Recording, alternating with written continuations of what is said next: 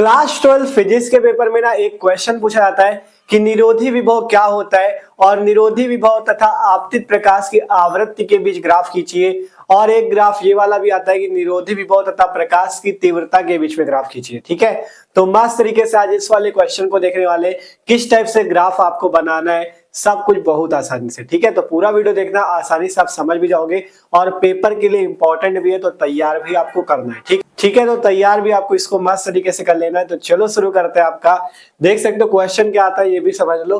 Question आता है निरोधी विभव क्या है। आइंस्टीन के प्रकाश वैद्युत समीकरण की सहायता से निरोधी विभव तथा आपतित प्रकाश की आवृत्ति में ग्राफ खींचिए। ठीक है, हम आपको निरोधी विभव तथा प्रकाश की तीव्रता वाला भी ग्राफ इसी वीडियो पे समझा देंगे, जिससे कोई भी ग्राफ आता है तो आप आसानी से बना देना। ठीक है, तो चलो मस्त तरीके से देखते हैं। और बात करें जो 11वां पार्ट हम लोग पढ़ रहे थे ना, विकिरण तथा द्रव्य की द्वैत प्रकृति वाला, उसी का ये टॉपिक है। इसके पहले हमने आपको डी ब्रोगली तरंगदैर्घ्य का सूत्र बता दिया है, आइंस्टीन का प्रकाश वैद्युत समीकरण बता दिया है, प्रकाश वैद्युत प्रभाव के जो नियम होते हैं वो भी बता दिया, क्योंकि ये 5-5 नंबर वाले टॉपिक है तो इनको पहले ही करा दिया। ठीक है, तो अगर उनके वीडियो देखना चाहो तो डिस्क्रिप्शन पे फिजिक्स की प्लेलिस्ट है, प्लेलिस्ट पे जाके देख सकते हो। ठीक है, तो शुरू करते हैं इस क्वेश्चन को मस्त तरीके से।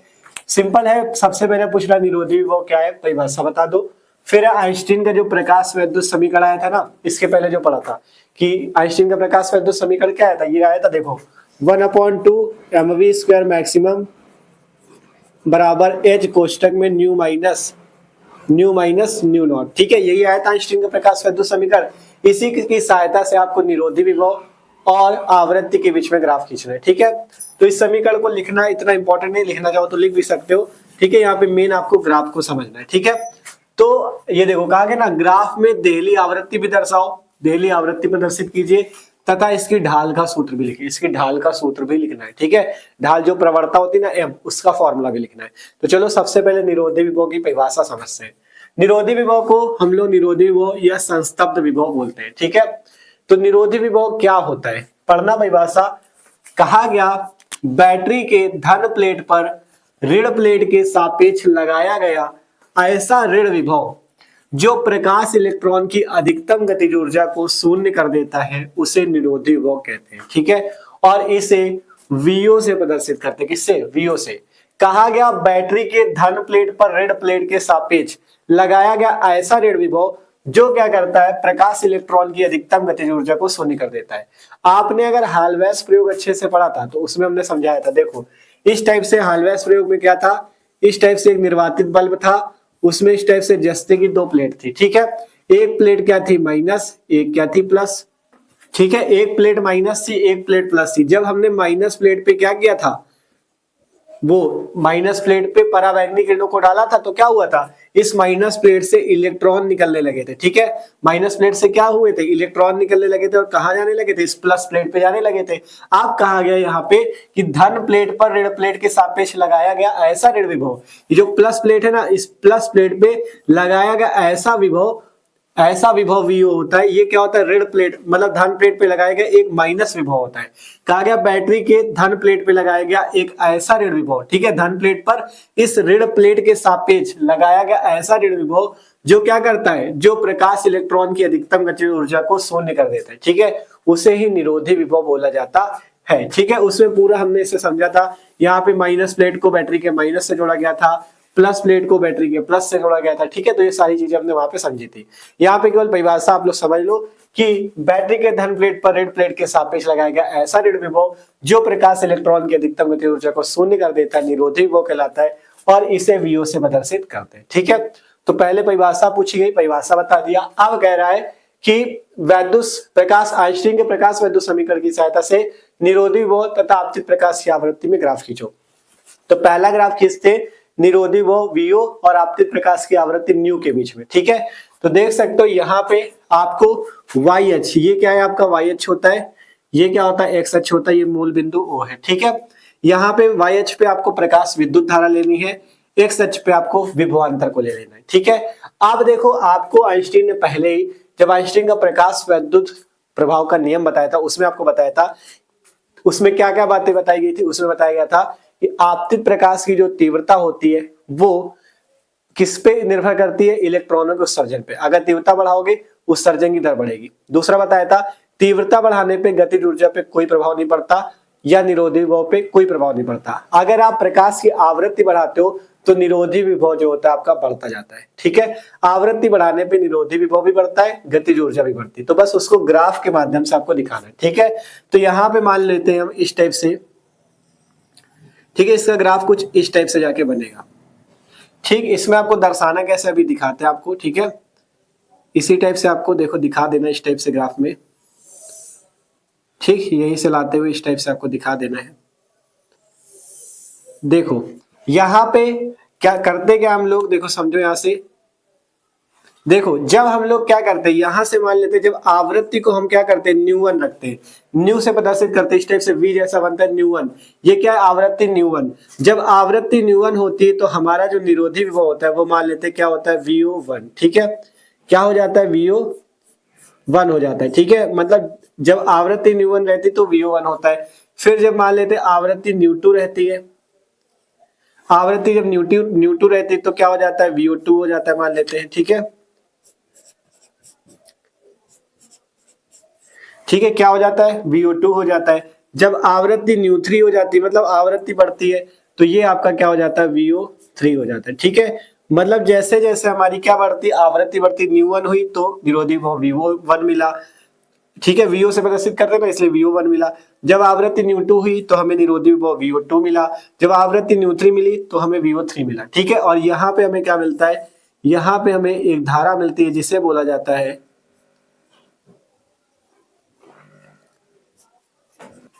ठीक है, इस धारा को बोला जाता है संतृप्त धारा। क्या बोलते हैं, संतृप्त धारा। तो पहला ग्राफ तो आपको इसी टाइप से बना देना है। ठीक है, पहला ग्राफ आपको इसी टाइप से बना देना, जिसमें हमने क्या दिखाया है कि जैसे जैसे हमें क्या मिल रहा है, आवृत्ति के अलग अलग मान मिल रहे हैं, जैसे न्यू1, न्यू2, न्यू3, तो वैसे वैसे निरोधी विभव के भी अलग अलग मान मिल रहे हैं, VO1, VO2, VO3। ठीक है, इस टाइप से यहाँ पे अलग अलग मान हमें मिलते हैं। अब इसके बाद अब आपको दिखाना है कि आवृत्ति बढ़ाने पे निरोधी विभव कैसे बढ़ता है। तो हमने दूसरा ग्राफ यहाँ पे लिया है, इस पर हमने y अक्ष पे निरोधी विभव VO को रखा है, x अक्ष पे आवृत्ति न्यू को रखा है। ठीक है, अब जैसे जैसे हम क्या करेंगे, आवृत्ति के अलग अलग मान लेंगे, तो इसका ग्राफ जो बनता है इस टाइप से, मान लो आवृत्ति का यहाँ पे लिया हमने और निरोधी विभव यहाँ पे लिया। ठीक है, फिर आवृत्ति हमने यहाँ पे लिया, निरोधी विभव फिर बढ़ेगा। ठीक है, फिर आवृत्ति आप लोग बढ़ाओगे, मतलब देखो यहाँ पे आवृत्ति बढ़ा रहे हैं, इधर साइड हम लोग आवृत्ति बढ़ा रहे हैं और इधर साइड निरोधी विभव बढ़ रहा है। ठीक है, इधर आवृत्ति बढ़ाओगे फिर निरोधी विभव बढ़ेगा, आवृत्ति बढ़ाओगे फिर निरोधी विभव यहाँ पे जाके आ जाएगा। ठीक है, तो मतलब जिस टाइप से आवृत्ति बढ़ाते जाते हैं निरोधी विभव भी बढ़ता जाता है। इसे थोड़ा सा और सही से बना देते हैं, मतलब इसका ग्राफ जो बनता है एक सरल रेखा बनता है। ठीक, यहाँ पे थोड़ा और इधर से दिखा दो, इस टाइप से मान लो। ठीक, जैसे जैसे हम क्या करते हैं, जैसे जैसे हम क्या करते हैं, यहाँ पे आवृत्ति बढ़ाते इधर निरोधी विभव बढ़ता है। देखो जब आवृत्ति को यहाँ लिया निरोधी विभव यहाँ आया, जब आवृत्ति को यहाँ लिया निरोधी विभव यहाँ, जब आवृत्ति यहाँ, ठीक है, इस टाइप से निरोधी विभव भी बढ़ता जाता है। तो इसका ग्राफ जो आता है इस टाइप से एक सरल रेखा आता है। ठीक है, इसका ग्राफ कैसा आता है, इस टाइप से एक सरल रेखा के रूप में आता है। ठीक है, और यहाँ पे जो एक कोण बना लेता है, कितना बना लेता है, थीटा।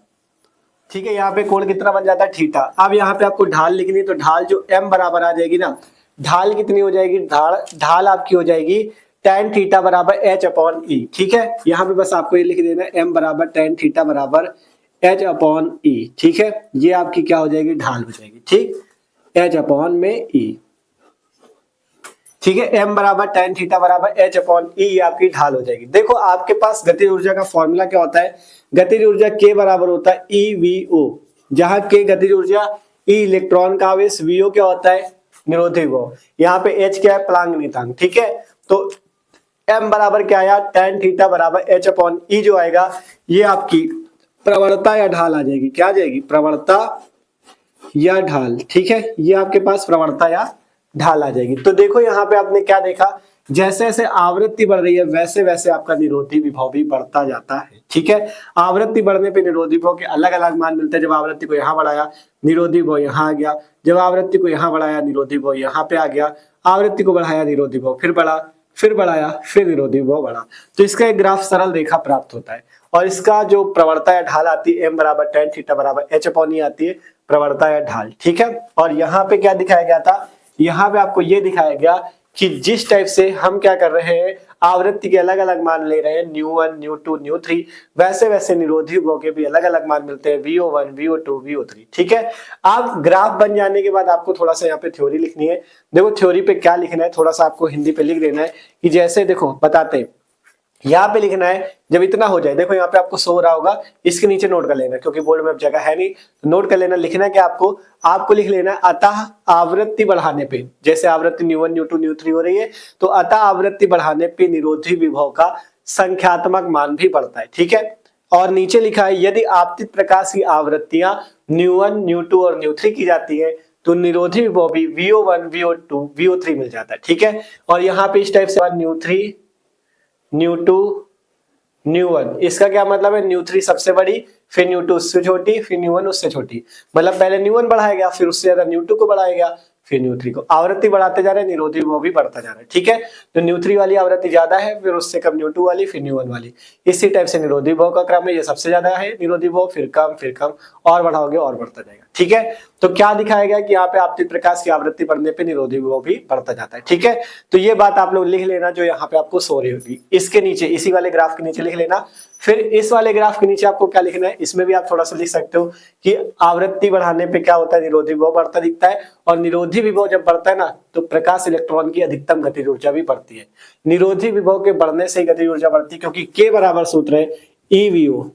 के क्या है, गतिज ऊर्जा, और VO क्या है, विभव। जब विभव बढ़ेगा तो गतिज ऊर्जा भी बढ़ जाएगी। ठीक है, तो यहाँ पे आपको लिख लेना है एक बात, क्या यहाँ पे आप लिख लो, इससे स्पष्ट होता है कि, इसके नीचे लिख लेना, इससे स्पष्ट होता है कि आपतित प्रकाश की आवृत्ति बढ़ने पे आपका आपतित प्रकाश इलेक्ट्रॉनों की अधिकतम गतिज ऊर्जा भी बढ़ती है, क्योंकि जब आप आवृत्ति बढ़ाओगे निरोधी विभव बढ़ेगा, और निरोधी विभव बढ़ेगा तो गतिज ऊर्जा भी बढ़ जाएगी। ठीक है, तो बस आपको यही ग्राफ आपका कंप्लीट हो जाएगा और कुछ भी नहीं है इसमें। इस वाले क्वेश्चन का आंसर तो यही है। अब आपसे एक छोटा सा ग्राफ और है कि आपतित प्रकाश की तीव्रता और उसमें आपतित प्रकाश की तीव्रता और निरोधी विभव में क्या ग्राफ बनता है। ठीक है, वो वाला भी समझ लेंगे अभी। तो देखो सबसे पहले आपने क्या किया, निरोधी विभव या संस्तब्ध विभव की परिभाषा लिखी, दोनों ग्राफ बने। यहाँ पे दिख रहा है आवृत्ति बढ़ाने से, आवृत्ति न्यू बढ़ाने से विभव बढ़ता है, यहाँ पे भी ये दिख रहा है आवृत्ति बढ़ाने से विभव बढ़ता है। और इसी ग्राफ से पता चलेगा जब विभव बढ़ेगा तो गतिज ऊर्जा भी बढ़ेगी, के बराबर EVO सूत्र होता है। ठीक है, VO बढ़ेगा तो गतिज ऊर्जा बढ़ जाएगी। ठीक है, तो ये दोनों ग्राफ है, ग्राफ के नीचे जो थ्योरी अभी आपको दिखाई थी उसको कॉपी पे नोट कर लेना। ठीक है, अब इसके बाद एक ग्राफ है आपका कौन सा, कि आपतित प्रकाश की तीव्रता और निरोधी विभव के बीच ग्राफ। ठीक है, तो उसको भी जल्दी समझा देते हैं। ये वाले क्वेश्चन का आंसर तो इतना ही है। ठीक है, इसका कंप्लीट हो चुका है। अगर आपसे आपतित प्रकाश की तीव्रता और निरोधी विभव के बीच ग्राफ पूछ ले तो वो वाला बना देना। ठीक है, जो पूछा जाए पेपर में वही बनाना। ये वाले पूछे जाते हैं तो ये बनाना, अगर तीव्रता और निरोधी विभव के बीच पूछा जाए तो वो बनाना। ठीक है, जल्दी से इसे नोट कर लो, यही पे बना देते, देखो इसको भी।